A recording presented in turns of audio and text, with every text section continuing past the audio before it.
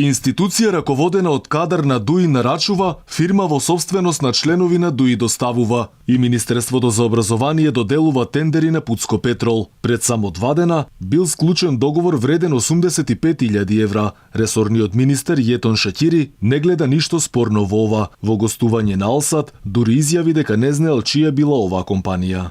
Kompanin e bashkëpartijakut tuaj, pra djali I deputetit Nuk I kam të dhënë ata se kush është pronari I kompanisë dhe cila është kompania konkrete. Nuk e di në çështje dokumentacioni kush është pronari I kompanisë. Nuk e dini kush është pronari Pucko Petrol. Se s'ka nevojë që t'i dim të gjithë, më kuptoni se. Po jo është publike se. Por nuk ka problem, se tash mund të jetë unë e njoh, por nuk çështja është e diskutimit se. Mos thoni tani që nuk e njihni as deputetin Ismail Jahoski. Po patjetër që e njoh.